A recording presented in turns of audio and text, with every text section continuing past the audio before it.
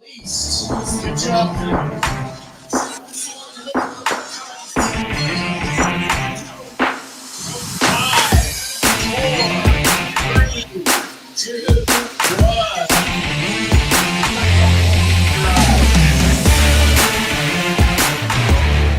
Well, would you look at that? The Oilers pull it off in overtime, 3-2 over the St. Louis Blues and wrap up the month of February with a 6-5-1 record.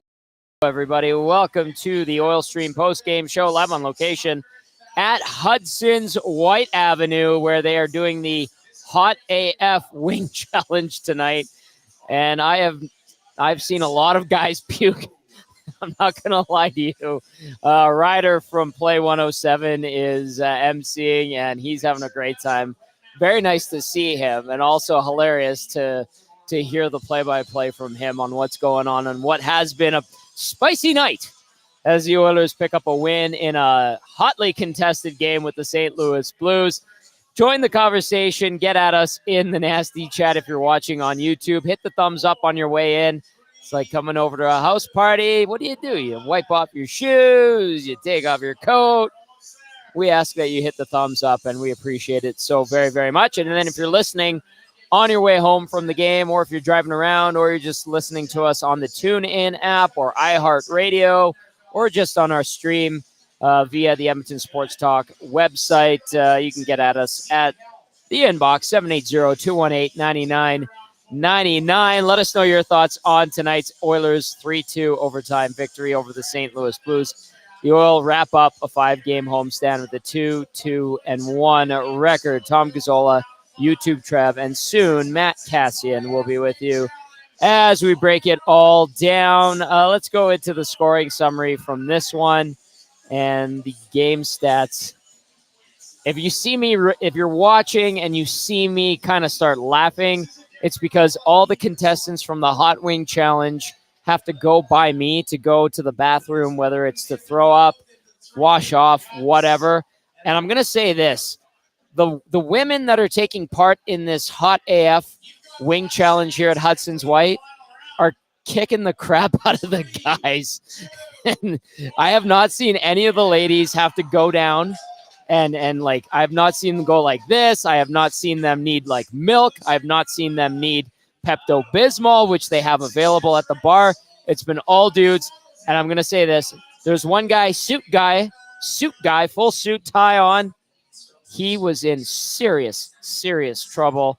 Well done, ladies, kicking the crap out of the guys at the Hot AF Wing Challenge here at Hudson's White Avenue. All right, let's get into the scoring summary and game stats from this one. Edmonton winning it 3-2 over St. Louis. A little bit of vengeance after that loss 6-3 in St. Louis back on February 15th. Robert Thomas would open things up, first shot of the game for the Blues. No bueno. Bad start for the Oilers. His 20th of the year, continues to have a great season.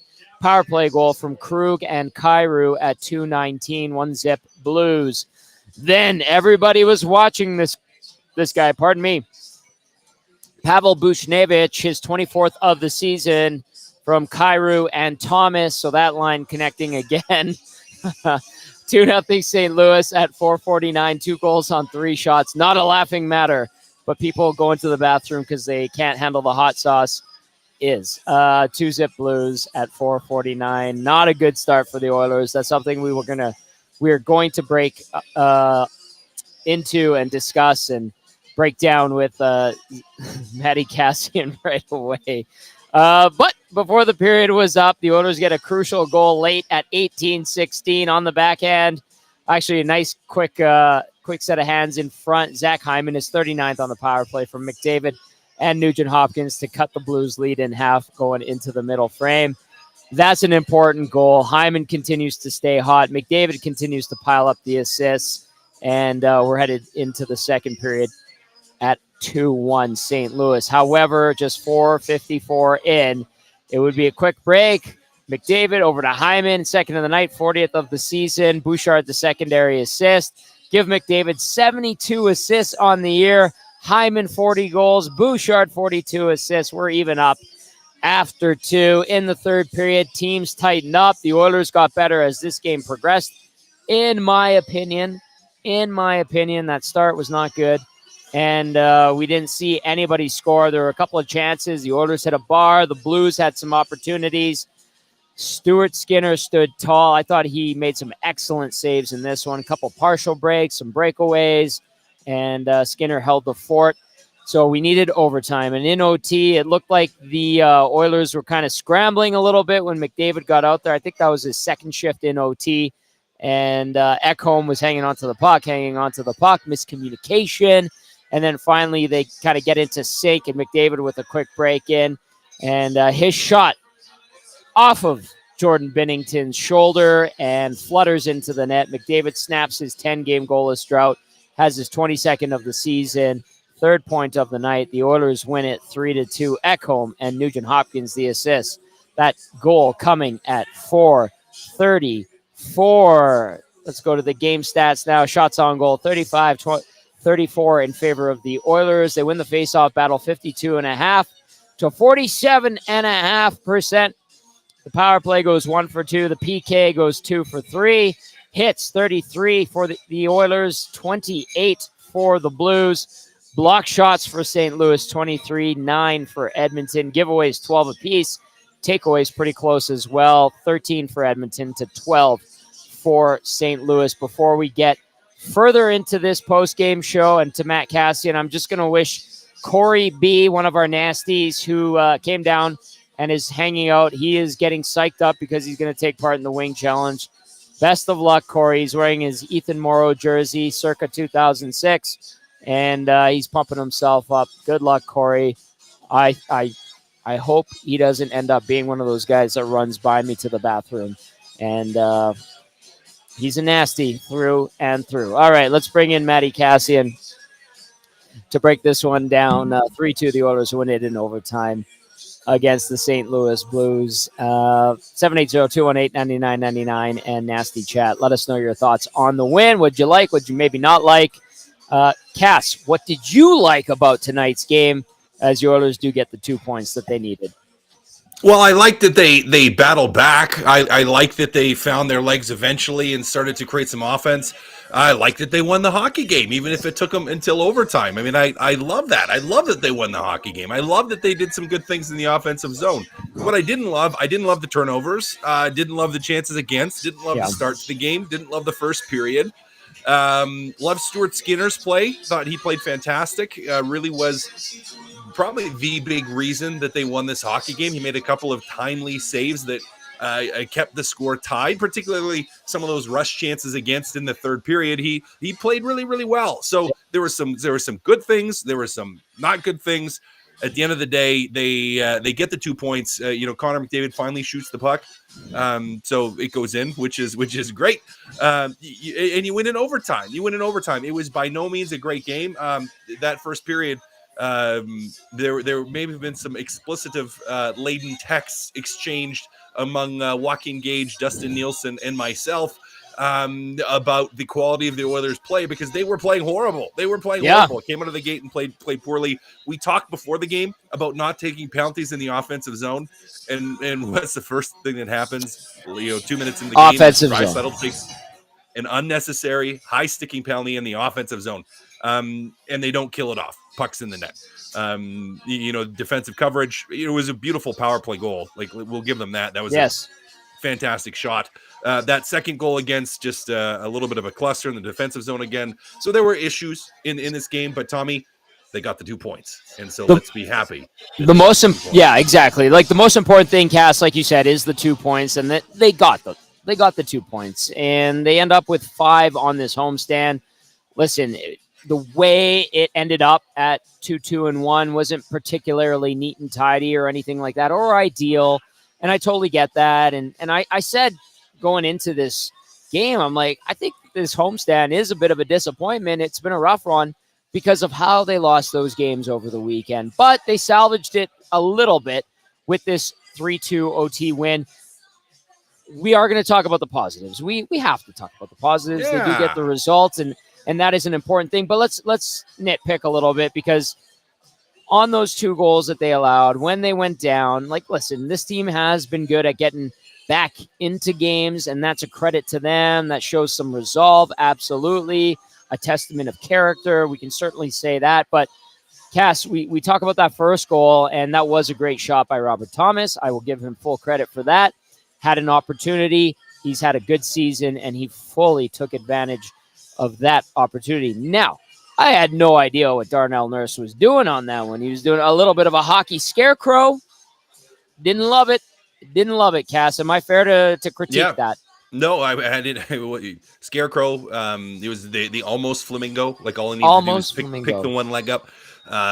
Scarecrow might be the best description. Yeah, a little, especially for a guy that loves to go down.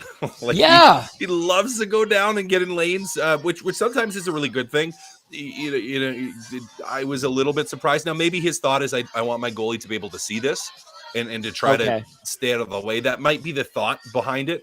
But yeah, could have done a little bit of a better job getting in the lane on that one. Agreed. All right, the second goal. This is the nitpick portion of the show because we will talk about the good things the Oilers did, including getting the win. That's the ultimate goal, and they ended up doing that tonight. The second goal, Cass, I'm just going to say it, horrible defensive zone coverage. I don't know what Cody Ceci and Darnell Nurse were doing, among others. Please indulge us. There's two things immediately on this. Darnell Nurse can't go behind the net. No. Can't go behind the net. He needs to stop and hold his post, and then Cody Ceci is supposed to go. So that is Cody Ceci's guy, which is what he's thinking. Now he goes, and then he realizes, oh crap, Darnell Nurse is right here too, and then it's a little bit too late at that point. Further to that, the forwards have to recognize that you have a defenseman that goes behind the net, and that your other defenseman's going to go to hold the post, and so your responsibility then for both the wingers and the centerman as well is collapse to the front of the net. Make sure that there's nothing loose that comes through, because if the puck goes to the point, you can defend from the inside out and you're still generally okay. But you kind of give up the middle of the ice on that. So it's not just Cody Ceci and Darnell Nurse on that. That's the wingers and the centerman too. Like that is all five guys where Darnell Nurse shouldn't have chased. Cody Ceci should have recognized it and held another second or two longer.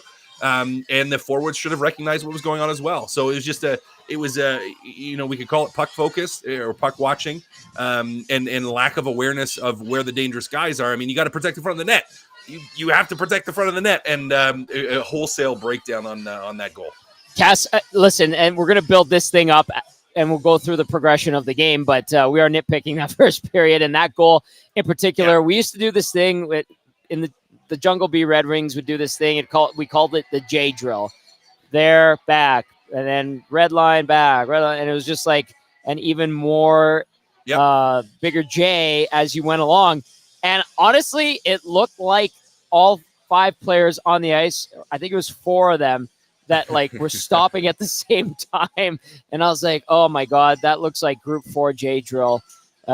Anyway, it was not good. They cleaned it up as the game went on. Second period, Cass, I really thought that the focus started to really tighten up for the Oilers, and they did build their game up from there. Is that a fair statement? They did. Like towards the end of the first, they started, the feet started to move a little bit. Then they get a great goal from Hyman, and then they built that momentum into the second period. Now, it still wasn't a perfect game after that point.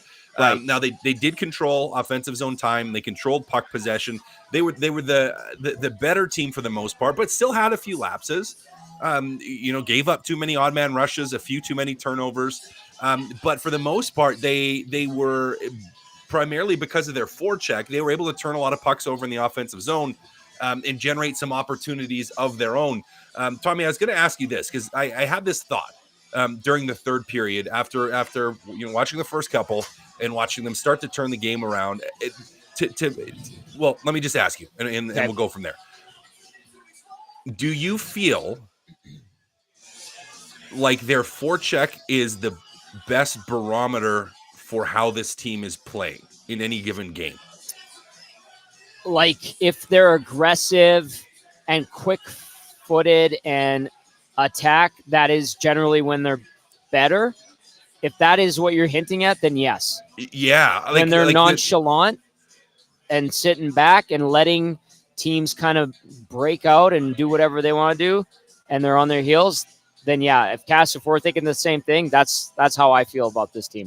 Absolutely. And I've kind of thought it before, but I think even more glaringly tonight, where I was just like, the difference to me when this team is playing well, or the easiest thing to see to be like, is this team engaged in playing well, or are they not? Right. Is their aggressiveness on the forecheck? Because the second they started really pressuring the St. Louis Blues and having good back pressure as well, so not just the guy right on the puck, but the people coming back in support and the layers of the forecheck. It was like, then all of a sudden the puck started turning over. Then all of a sudden they spent more time in the offensive zone, and they weren't just scrambling and sitting back and playing defense the whole time. And so to me, I'm like, okay, if I think about this moving forward and watching the Oilers again, that's going to be a really quick way just to say, okay, how is this team tonight? How are they feeling tonight? You know, where are their minds at tonight? Are they engaged? Are they ready? Are they prepared? Are they feeling it? Or are they, lackadaisical? It's like, okay, show me how they're forechecking, and then I'm going to tell you probably how the rest of the game is going to go, because that seems to dictate or just be a barometer for how they're feeling and how they're actually playing.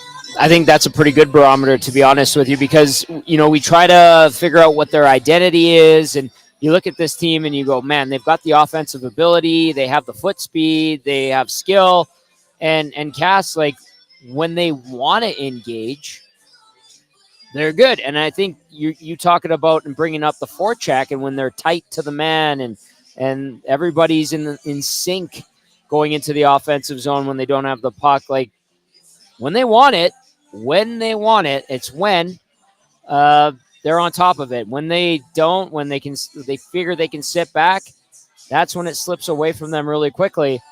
And I think that's a good way to encapsulate this group, because to me, until more recently, and like you just said with the forecheck, like I said, it's between their ears, it's between the ears. And I think that's a great example of what we mean by between the ears. And I'm glad you pointed that out, Cass.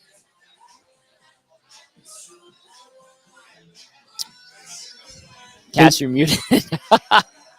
I basically just said that, thank you for admitting that I was right, and you're happy that I pointed it out. So you are a brilliant man, in my humble opinion. 780-218-9999, and you can get at us in the nasty chat as well. The Oilers win it 3-2 over the St. Louis Blues in overtime. Connor McDavid, 3-point night, snaps that 10-game goalless drought and does it at the most crucial of times tonight against the St. Louis Blues. All right, let's take a look at what's going on in regard to the nasty chat as well as the inbox. Lots of texts coming in. Very, very much appreciate that. If you're wondering where the heck I am, live on location, Hudson's White Avenue, as we continue this fine partnership with our good friends at Hudson's. All right, let's get to this one.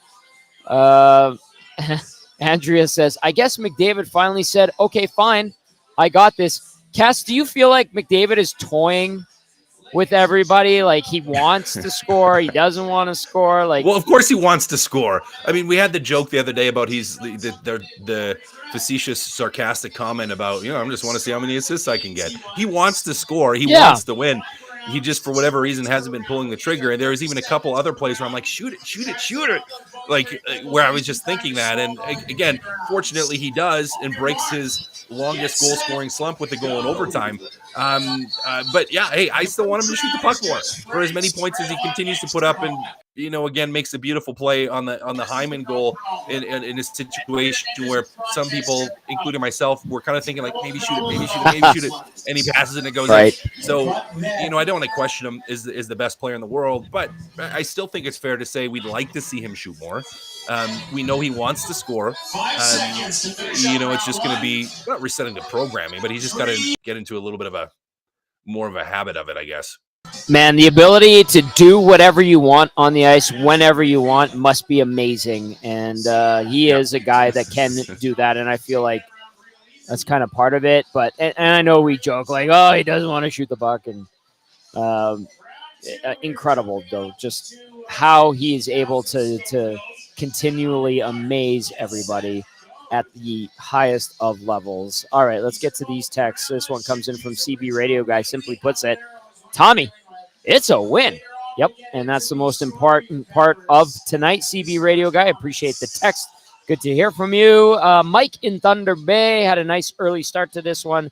From Mike over in Thunder Bay says, hey, the Oilers remind me of Elaine's friend, Jean-Paul, trying to get to a race. The alarm doesn't work. The radio volume knob was down. Why separate knob? Why separate knob?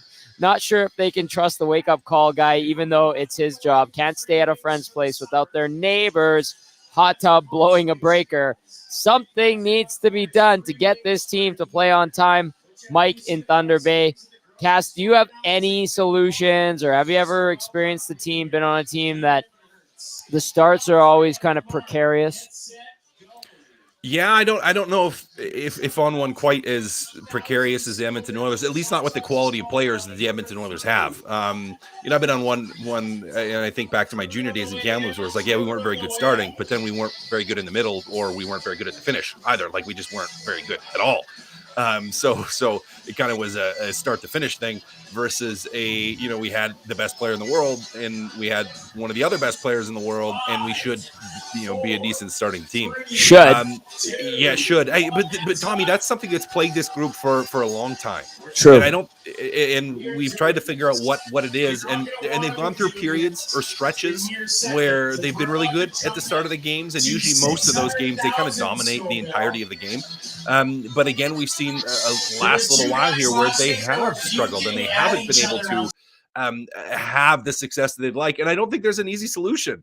I don't think it is kind of like, what the heck, guys? Like, why aren't you ready to go? It's not going to be like, we've seen enough coaches that we know it's not the coaches. It's not the coaches' preparation. It's the players in the room. So yes, one way or the other, they have to find ways to sort it out, Tommy, because it's just, still just not enough.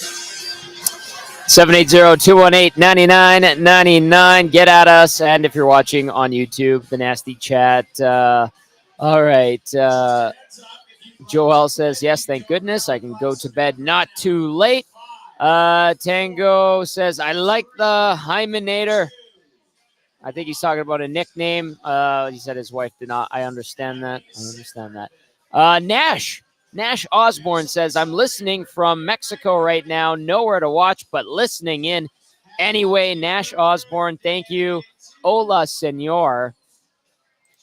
Another cerveza, por favor, as I brush up on my terrible Spanish, as you indulge in our fine pre- and post-game show that we love to offer here on EST. Cass, I'm going to dip into the inbox really quickly here. RJ says, Holloway looked solid on that second line with Nuge and Kane. They should stick with that next game.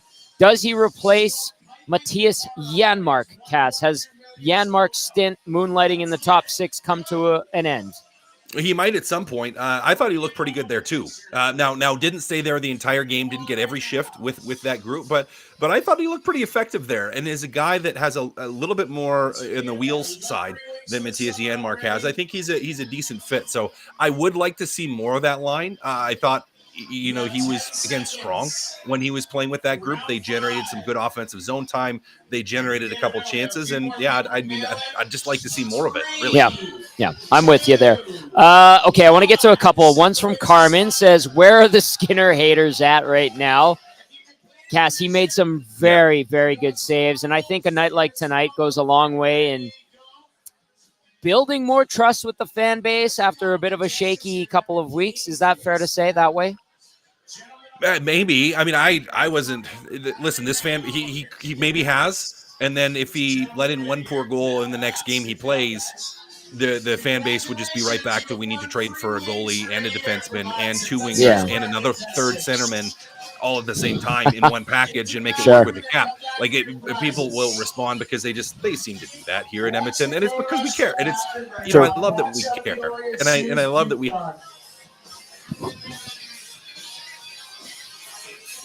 have emotional reactions to it. But I wasn't worried about him before. So hey, it was a really solid game from him. Hopefully for a lot of people that did calm the nerves down a little bit, because Tommy, you played a great game tonight, really, really solid. And that's I think a couple games for him now, two really in a row, the LA game and then the St. Louis game tonight, where Stuart Skinner played very well.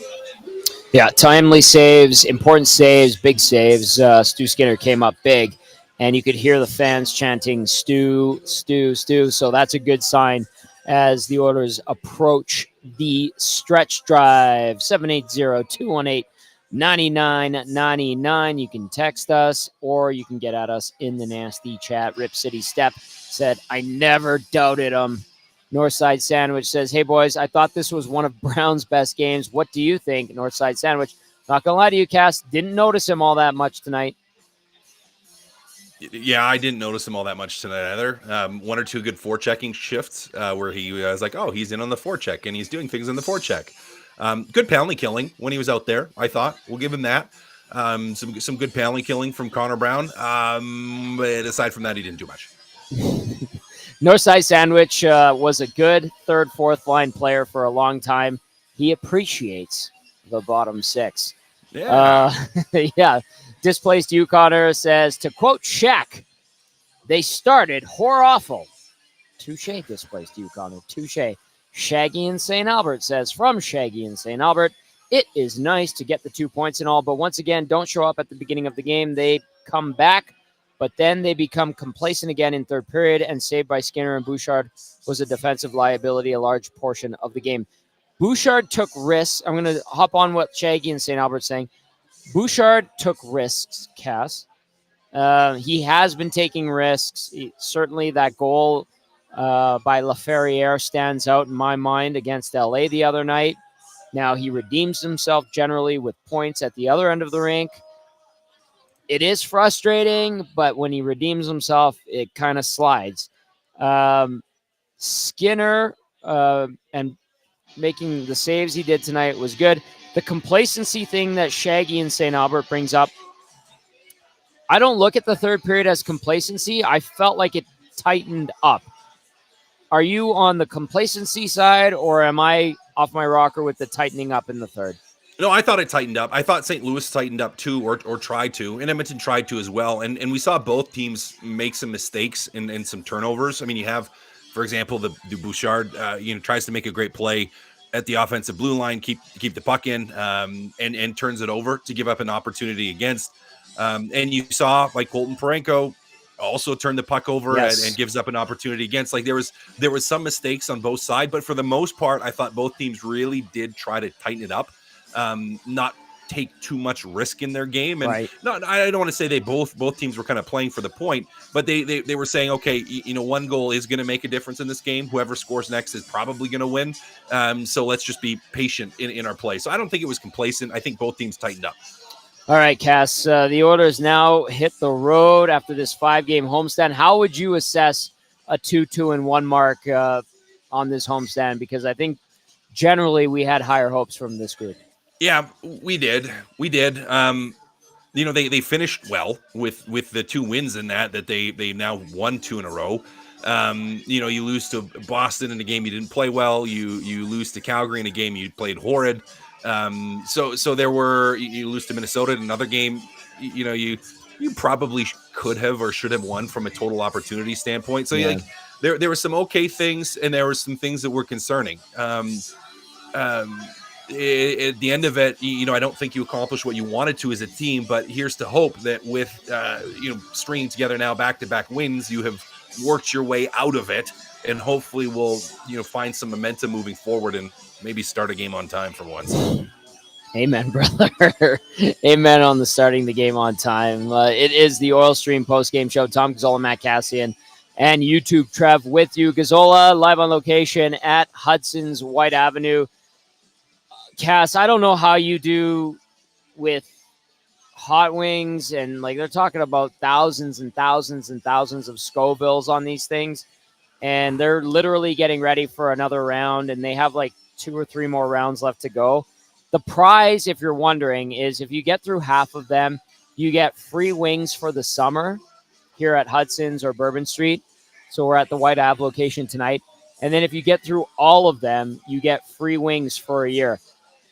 No, thank you. No, thank you. I've watched numerous people throw up, Cass.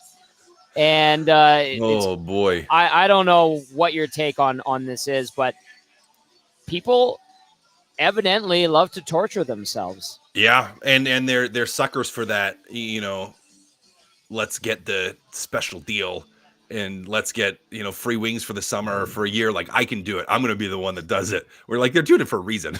Like, Yeah. not very many people are going to do it. Yeah, I have zero. Like, I like hot wings. I like a little bit of heat in my Yeah. food. I like Yeah. spicy stuff, but not like that. Not like that. Not like where I can't taste it. It's like, I like a spice that makes the food taste nice. Not one where it's just like, oh my goodness. No, Yeah. I have zero desire. And if you like doing that stuff, by all means, go for it. Try and do it. Fantastic. Fantastic. But it's not worth it when it goes down, and it's not worth it when it comes out. Like, it's just, man. But I love that people do it because it's fun to watch. It Like, is. if I had a buddy that wanted to do it, I'd be like, yeah, totally, dude, you should do it. Like, do it. Like, I'd be the peer pressure to try to make someone do it. Of course you would. I just wouldn't want to do it myself. Hey, there's been a few guys that have come up to me after, and they're like, I can't do this. I'm like, oh, here's a GC. Like, good job hanging in there. And then they go right to the bar and they have shots of Pepto-Bismol, if you want, and milk, like full glasses of milk. And I've seen so many, like, good on you for doing it.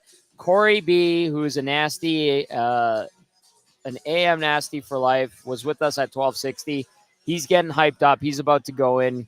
Connor from Hudson's is getting him ready. And Connor offered me just a chip with dip from the hottest sauce. And I was like, don't even say that to me, man. I can't do that. So if you're into that kind of thing and you have an iron gut and you want to win wings for the entire year, Hudson's is your spot with the Hot AF Challenge. Ryder has been just murdering these people on the mic all night. The guy is a beast, and it's good to see him again.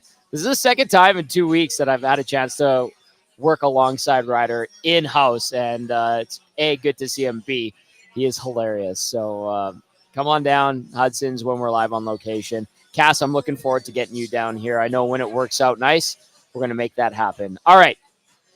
Keep those texts coming in, 780-218-9999, and then get at us in the nasty chat. Cass, we're going to watch the Oilers hit the road. They're going to have a couple of days off here, and then they're going to be in Seattle for an afternoon game on Saturday. That's at 2 o'clock our time. We're on the air at 12:30 for the pregame show. You can catch Hello Hockey from 10 to noon on Saturday with myself and Sean Bell. Jonathan Torrens will be with us on Saturday. I confirmed him today. Looking forward to catching up with old JT, a.k.a. J-Rock, a.k.a. Mr. Chili, a.k.a. Noah Dick from Letterkenny. He will be joining us on Saturday for Hello Hockey. And then the Oilers come home for one to face the Pittsburgh Penguins. So they have this back-to-back set Saturday, Sunday, and they're going to face the Pittsburgh Penguins on Sunday at 7. And then they hit the road for 4 out east. They go to Boston, they go to Columbus, they go to Boston or Buffalo and Pittsburgh. Cass, how do they approach this game against Seattle? Another opportunity to rack up some points, obviously. Yeah, I think so. I mean, you have to be looking at this as really just that. Is you have a chance to play a team that's lower than you in the standings, that if you play your game, they shouldn't beat you. Right. They really shouldn't beat you. In the Seattle Kraken, kind of middling over their last 10. Yes. Very unlikely they claw back into that wild card picture. They're probably just too far out of it at this point. Now, maybe they do. They'd have to go on a pretty big run. But you have to be looking at this and saying, hey, this is a chance. Really, when we look at it, to depending on what Vegas does in the next couple of days, potentially have the chance to move up in the standings again, and potentially have the chance to try to create a little bit more space between themselves and the Los Angeles Kings. So it's still a huge hockey game, Tommy. And Seattle, just like most teams in this league, if you don't show up, they're still going to beat you. So, it's that afternoon game. It's a little bit odd on the Saturday to have a middle of the day game. But you got to be prepared. And Tommy, for goodness sakes, come out of the gate flying. Have a start, because they need one.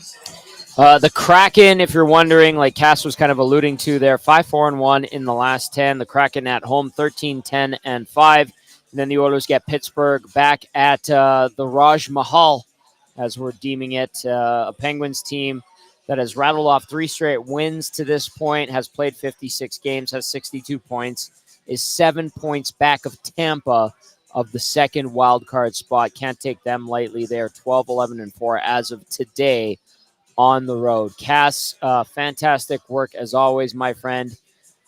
No hot wings tonight. All right. Nope, No hot not wings for me. tonight. I mean, I would take some hot wings, just not that No. hot.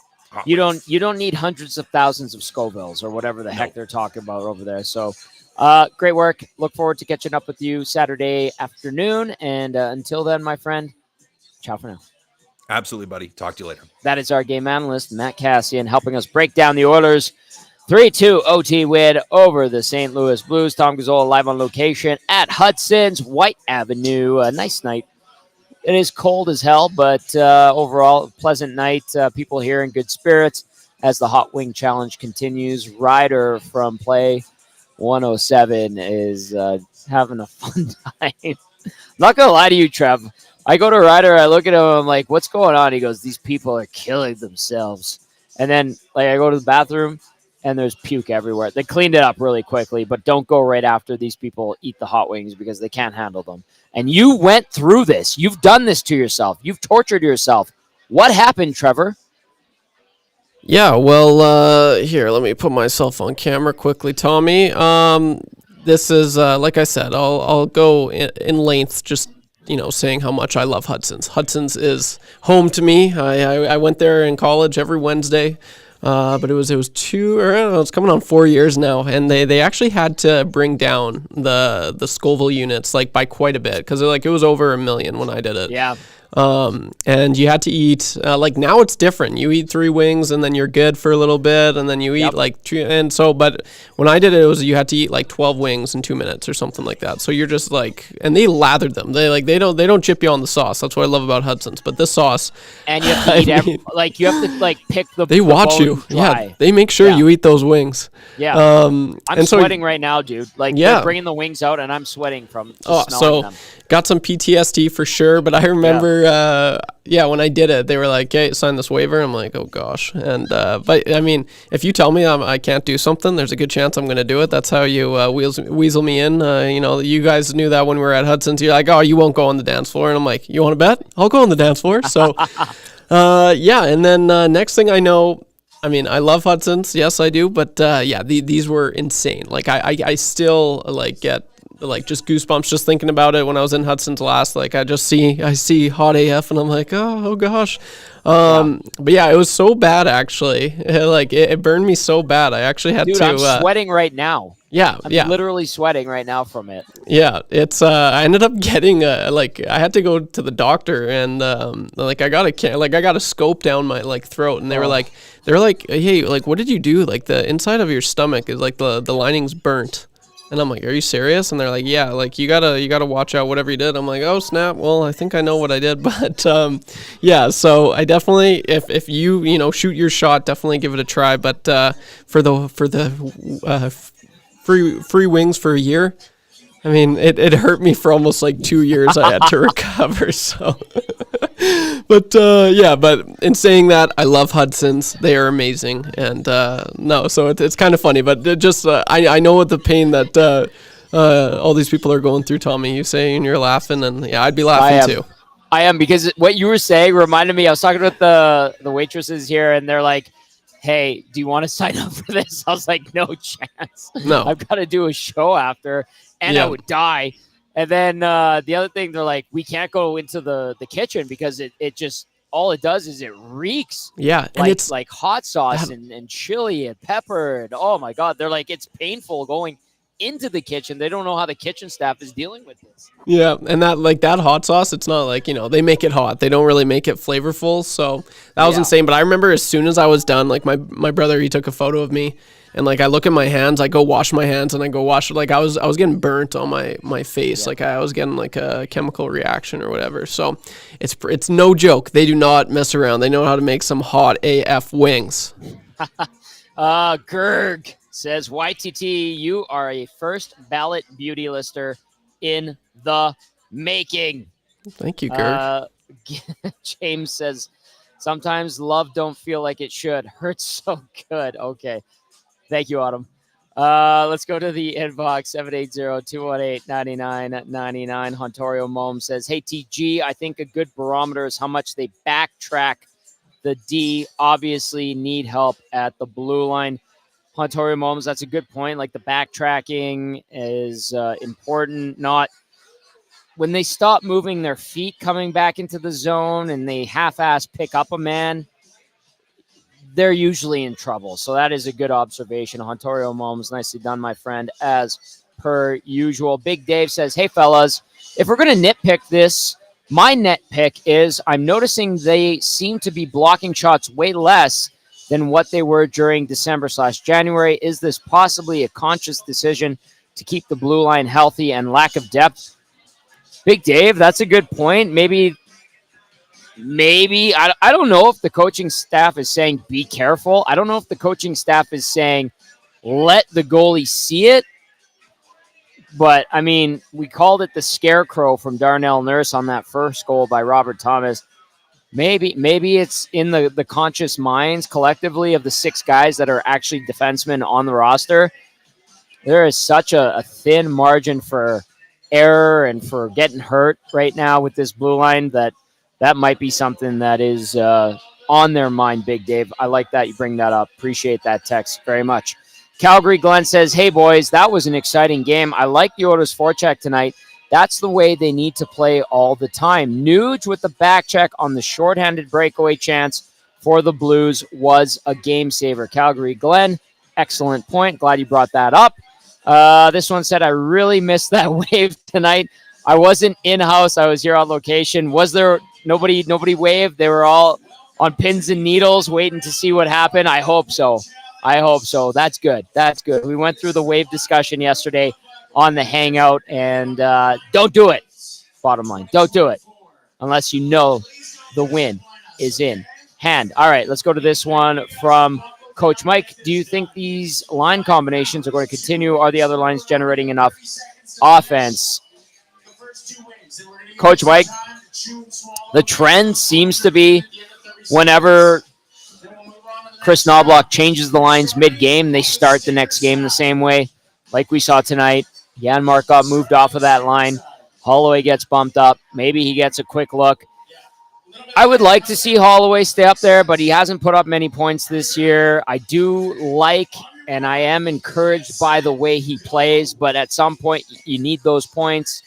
So maybe he gets a look up there to start next game. We shall see when the team – I think they're supposed to practice. We're waiting on word from Oilers PR. If we do get word, we will pass that along your way. They should probably be practicing before they fly to Seattle. I'm assuming by Friday they will make their way down to Seattle. Maybe they get tomorrow off, but they did just have a day of rest. All right, Trev, do we have some audio and video to get to from the Oilers locker room? Yes, we do. And speaking of hot AF, here is the newest 40-goal scorer in the NHL, Zach Hyman. I think it's a milestone, obviously. Fun to get it in a win, big one, obviously, too. So a lot of hockey left. So you think after he robbed you a couple of times in St. Louis, you got back at him tonight? It was pretty similar play. The one I was just able to get under it and get it up.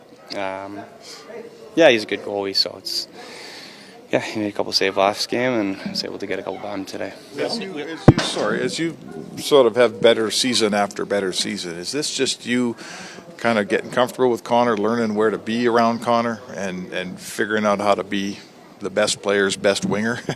Not to take it away from him, but you know. No, I mean, I play with the best player in the world, so I'm very fortunate and very aware that I'm pretty lucky. It's obviously one of the big reasons I chose to come here was to have the opportunity to play with Connor. And But you're good at it. I guess, but I mean, it doesn't happen overnight. Obviously, you learn, and I think a lot of it just has to do with communication. Like, he thinks the game so well, so if I'm able to think it with him and get to spots that he can get the puck to, then we'll have a good chance to score. So I just keep trying to get open, and you guys are on him for not scoring, but it's because he's he's making those plays, and I'm the benefactor. So obviously he put one in tonight, but he's a generational player. You mentioned before that it's not easy to play with Connor, just in the sense that there are expectations that come with that. And how have you managed those expectations, I guess, over the last 3 years? Yeah, I wouldn't say it's not easy. I should rephrase that. Like, it's a luxury to play with a guy like that. Like, it's easy in the sense that you're going to get opportunities. It's hard in the sense that there's a pressure to produce every night and to score and to be one of the best lines in hockey, because you have the best player in the world and he's driving. So it's fun. Like, it's fun to be in situations with him on the ice, and to Speck's point, like, every year you learn and you try to figure out tendencies, and the longer you play with somebody, the more you learn their tendencies, and you're able to know where each other are and things like that. So can't say enough good things about him. What is it with the bad start? Sorry. Less pressure with 40 goals? Less, just pressure to win games, really, I think.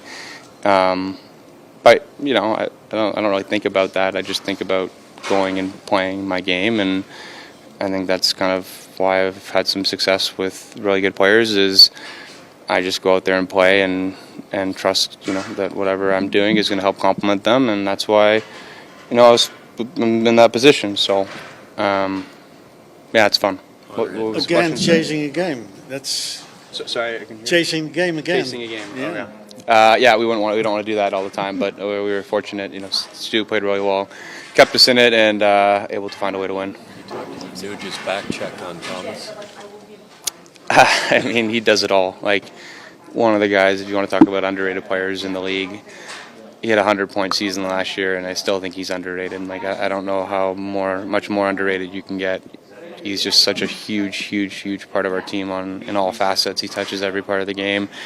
Even strength, center, wing, power play, penalty kill, out in the last minute, out when you're up, when you're down, when you need a goal, like when you're tied, you name it. He's just solid. Like, you can't ask for a more do-it-right guy than Nuge. You mentioned how we were talking to Connor about a scoring drought. We knew it would end eventually. I'm sure picked a good time.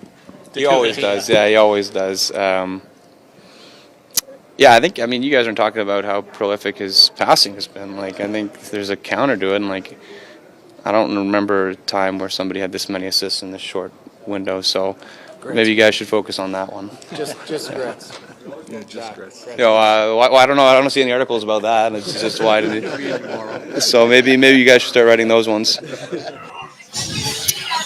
Oh, Zach Hyman taking his shots. Second best offensive season so far for Hyman. Last year, obviously, being his best. This is his best goal-wise, reaching the 40-goal plateau tonight. Couple goals for Hyman. Absolutely fantastic signing a few years ago by Ken Holland and the Edmonton Oilers. Hyman, 40 goals, 19 assists, 59 points, 24 points away from his career high of 83, which he had last season. I like his chances of getting there and surpassing it. So there you go. He's given the writers a bit of a shot there. All in good fun. All in good fun before everybody starts piling on. Yes, Connor McDavid, a prolific setup man, and we certainly talk about him ad nauseum on EST and how good he is at passing the puck. Gets the job done by scoring the game winner in OT tonight. All right, we heard from Zach Hyman, who had a couple of goals. Who we're going to go to next? YouTube, Trev. Speaking of Connor McDavid, let's go to the Edmonton Oilers captain. Hyman, put out the effort he does every single night, and he reaches a career milestone like 40 goal seasons. As a teammate of his, what does that mean to you? Obviously so happy for him. He's a guy that brings it every single day, brings it with a positive attitude, a smile on his face. Even when things aren't going well, he shows up and is the same every day, and it's great to see him get rewarded. He's been playing great this year, and he's banging in goals left, right, and center, and it's been great for our team. Only two guys in Oilers history have scored 40 quicker, Gretzky and Curry. So it's not that he's scored 40, it's how quick he's done it, and 50 and beyond looks very doable. Taking it one day at a time. I'm sure that's on his mind a little bit, but scoring 40 is a huge accomplishment. I'm sure there's lots of people out there that were doubting him early in his career, judging him by just how he looked on the ice. But he's the epitome of work for everything he's got, and he's done that in spades. And obviously here in Edmonton, he's fit right in and continues to score big goals for us. So you did decide to score, eh? There was no one to pass to. I thought Himes would be on the backside, but quit on the play, I guess. So. You've been putting up assists at a pretty crazy pace here. Do you maybe get into phases where you just kind of see it a little bit different, or you're sensing things a little different? Or how would you describe kind of this zone you've been in, assist-wise? You know what? I'm always trying to make plays and to set guys up. And obviously right now it seems like it's been more than obviously scoring. Goals have been hard to come by. But I don't know if there's a zone or anything like that. I'm always trying to produce any way I can. I'm not trying to not score goals. It's just been the pass has been there, and I've been maybe making too many passes here and there, but they've been going in. What did you see on your winner? Yeah, not much time left. I was pretty tired. Eck was tired. He was waiting for you. Yeah, I kept giving it back to him. I felt bad for him. He was just trying to get off the ice, but he kind of gave it to me there, and I just tried to give it one last dash, and there was not much going on that play. Just tried to get it to the net somehow, and fortunately went in. How about the effort from Ryan Nugent-Hopkins on that back check? Yeah, amazing.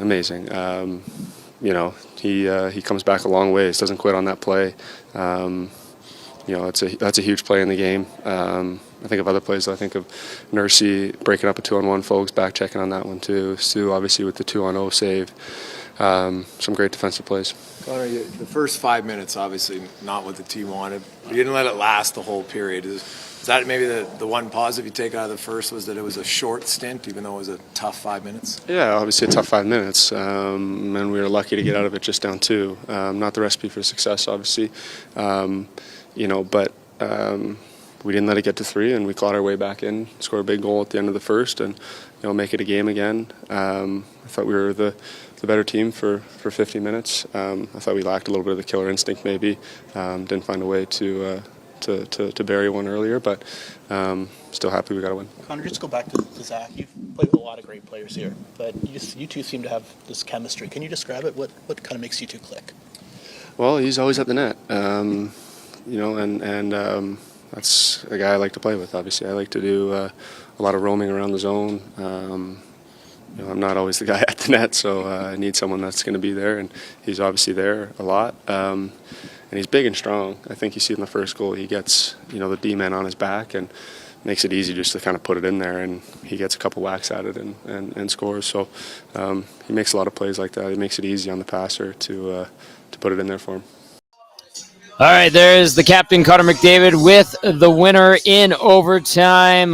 Joking about it's been a tough year to finish. Yeah, he's got 22 goals, but, let's not kid ourselves. If he wants to shoot more, he could shoot more. He'd have more goals. He has shot the puck one time. He's had one less shot per game this year than he did last year when he scored 64. And the assists are absolutely flowing for Connor McDavid, a couple of them on both Hyman goals tonight. All right, let's go to Oily Sink. Oily Sink sends in a link. I like how you guys can send us links and pictures now in the new inbox, whereas at 1260 we didn't have that, so I'll get to that later. Daniel says, another game, another Connor Brown doesn't score a goal game. Yeah, no, we know that. That's for sure. Daniel, I don't think anybody put money on Connor Brown scoring tonight.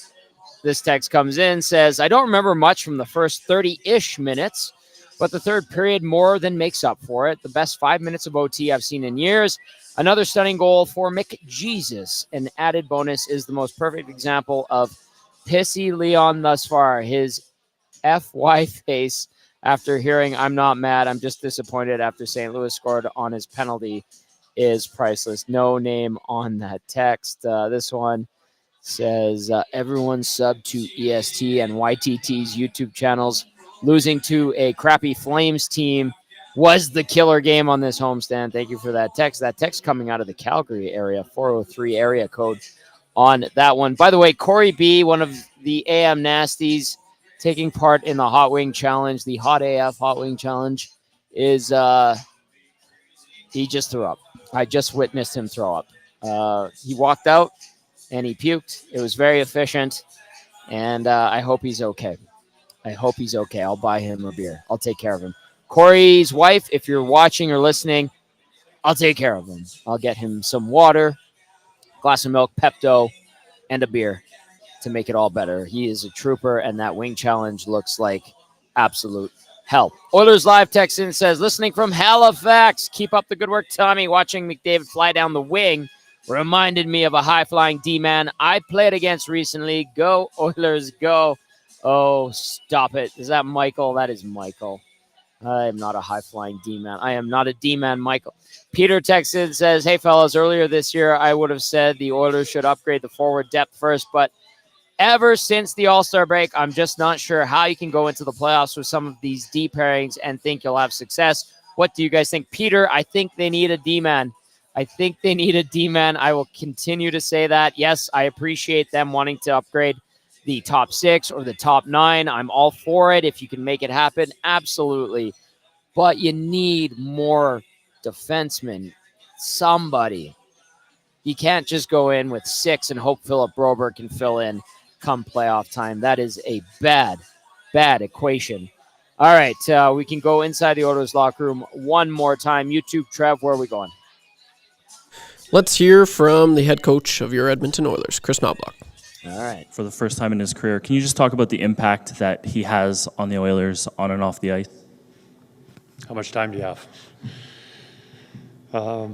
First and foremost, Zach's a great individual in the room, very positive. Everybody likes being around him. Great teammate. As for on the ice, and we'll get to the goal scoring last, he's pretty good defensively. On the forecheck, recovering pucks, I don't think anyone is better than he is around the league. He just manages to get a 50-50 puck 90% of the time, and just it's a good skill. One, using his body, taking away sticks, knowing who's on the ice and what they want to do. And then the goal scoring, obviously he's playing a pretty good player most nights with Connor at centering him, but he's got to find a way to do it, and he's pretty good around the net, whether not getting a stick tied up, finding soft spots around the net. That's hockey smarts. There were a couple of plays, late second, third period, the Nugent-Hopkins back check, Nurse breaks up a 2-on-1. Like, there seemed to be a couple of pretty critical defensive moments that set up for this comeback to be complete. Absolutely. I think both goalies played exceptionally well, and Skins made a huge save in that 2-on-0 when he came across with a blocker, but we got some good key defensive plays. You mentioned the Nurse, the slide on the 2-on-1, breaking that up, and then obviously Nugent-Hopkins not giving up on that play and working so hard to catch Thomas there. The scores there, it's probably a different game, but you need efforts like that and plays like that to be successful. Another start that you're probably not super pumped about, but maybe we're able to limit it to, first 5-6 minutes type of thing. What did you see at the beginning, and how quickly did you turn it, you think? Yeah, no, you look at the score and it looks terrible, but overall in the first period, I think we gave up 3 or 4 scoring chances, and it's unfortunate, a little lucky of giving up those goals, not putting on Stu at all. It was just, overall, yes, we could have been better. As the period went on, we started generating some more offense, but overall in the first period, over the 20 minutes, I don't think there was many scoring chances against. You mentioned Skinner already, but I just wanted to kind of ask, giving up those 2 goals, but being able to kind of regroup as a goalie and kind of shut the door the rest of the way, it shows a lot of mental. Absolutely, that's huge. It's huge. You have a game where our team hasn't been, coming out strong, playing very well, starting games, and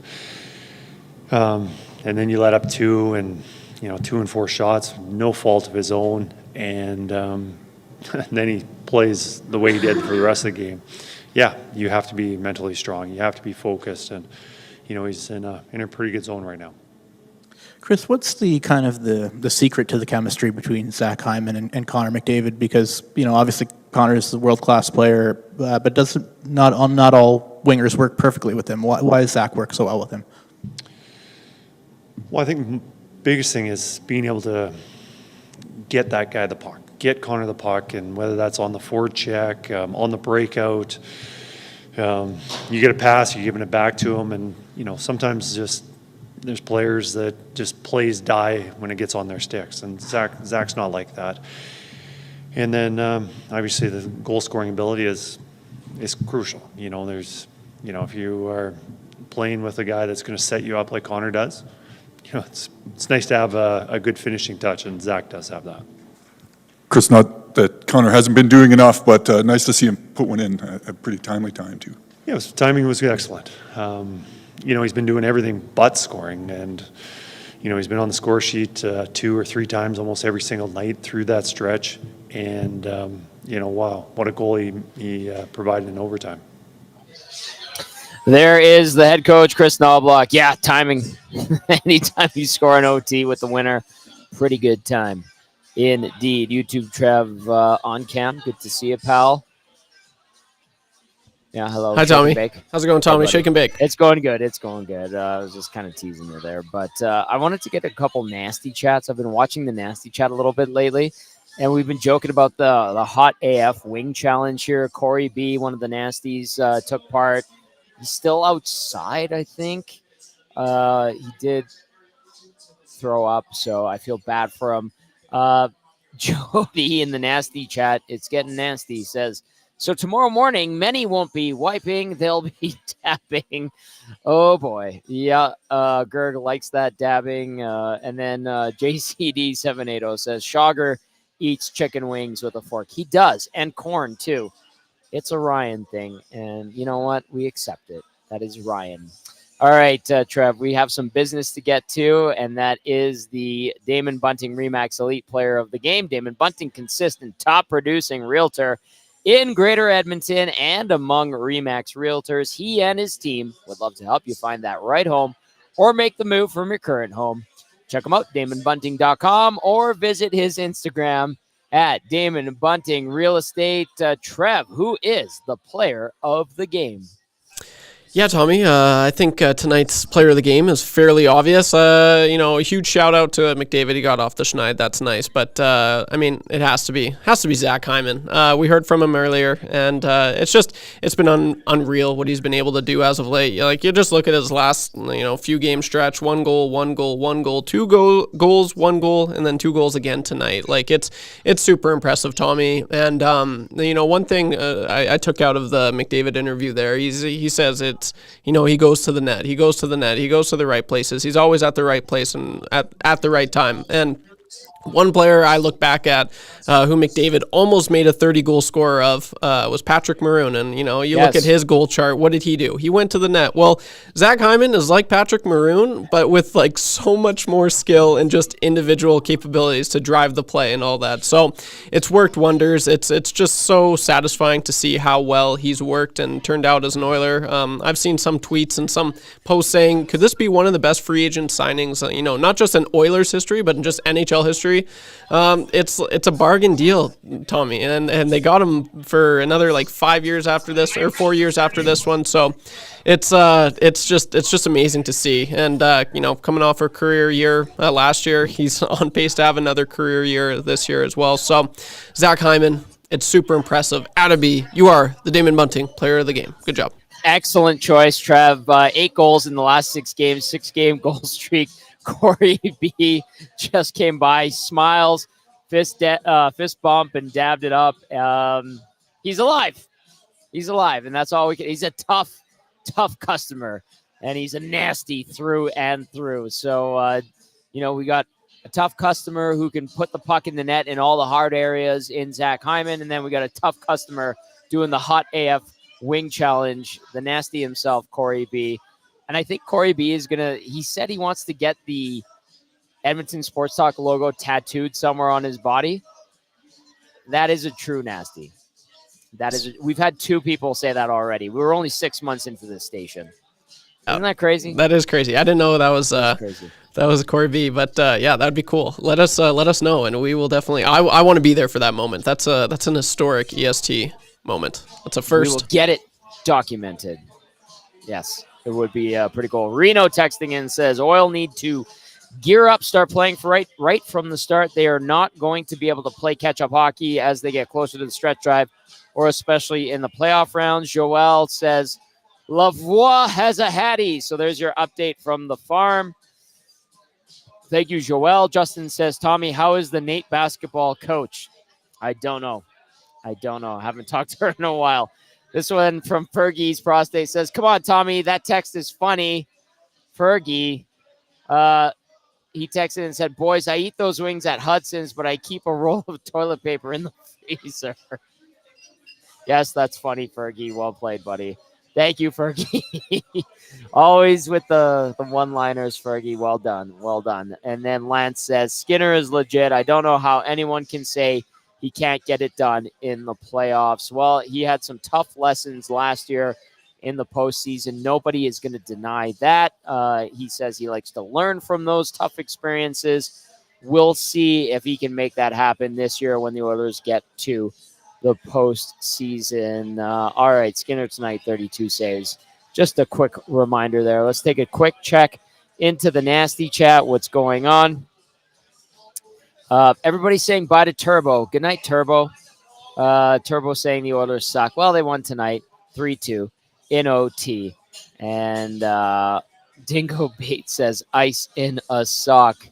Tango says, okay, Joel, I missed the tag. All right, you guys, nasties, you guys do your thing.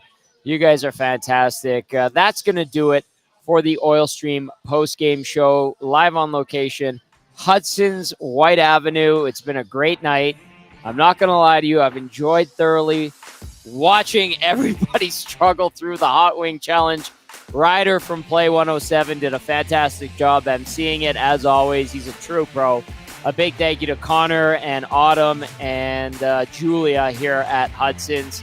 And a big thank you to everybody who watched and listened to the Oil Stream pre- and post-game show.